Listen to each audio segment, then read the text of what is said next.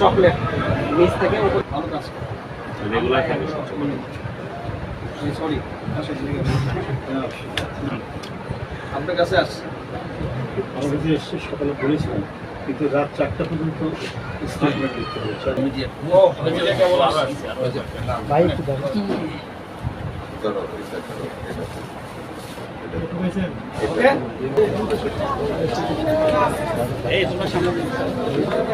আমরা যে পরিবারটিকে আজকে হেল্প করতে এসেছি, সেই ভ্যান চালক আব্দুর রাজ্জাক,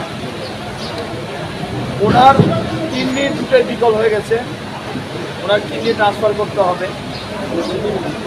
এটার থেকেও আমাদের ভারপ্রাপ্ত চেয়ারম্যান জনাব তারেক রহমানের মনে লেগেছে তার শিশু বাচ্চা, শিশু কন্যা লামিয়ার আকুতি, ওর যে আকুতি ছিল, যে আবেদন ছিল বাবার জন্য, বাবার যেন সুস্থ হয়, এই জন্য যে আকুতি করেছিল, এই আকুতি সবাই দেখলে আপনার চোখে পানি আসবে যারা যারা দেখেছে।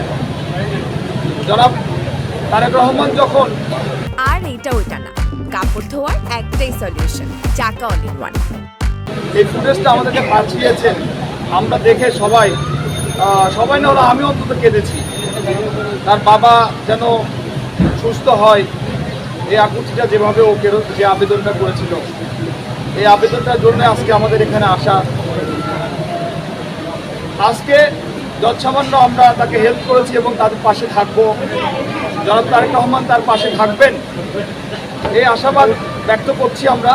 আমাদের ভারপ্রাপ্ত চেয়ারম্যান জনাব তারেক রহমান, তিনি তার রাজনীতির প্রধান উদ্দেশ্যই নিয়েছেন যে মানব সেবার মধ্যে দিয়ে রাজনীতির কাজ করা। অর্থাৎ আমি কি করেছি না করেছি, কতটা মিছিল করেছি সেটা নয়, মানুষের সুখে দুঃখে কষ্টে আনন্দ বেদনায়, বিশেষ করে বেদনায় বিএনপির লোকজন তাদের পাশে থাকছে কিনা এটা বড় বিষয়। তাই তিনি শক্ত হাতে যেমন দলের ভিতরে যারা অন্যায় করছেন, অপকর্মে লিপ্ত আছেন, তাদের বিরুদ্ধে শাস্তি দিচ্ছেন, এবং সারা দেশে আমরা বিএনপি পরিবারকে দিয়ে তিনি বিভিন্ন জায়গায় দ্রুত পাঠিয়ে দিচ্ছেন যে অসহায় অসুস্থ মানুষ, নিপীড়িত মানুষ, নির্যাতিত মানুষ, তাদের পাশে দাঁড়ানো।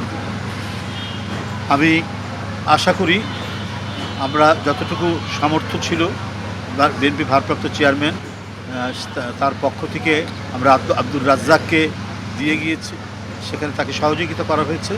প্রয়োজনে পরবর্তীতে তার চিকিৎসার জন্য এখানে যাকে যে হাসপাতালে এবং যে ডাক্তার, যে ভালো ডাক্তারের মাধ্যমে যাতে তার এই চিকিৎসা করা যায়, সেই উদ্যোগটাও, সেই দায়িত্বটাও পালন করবে বাংলাদেশ জাতীয়তাবাদী দল বিএনপি।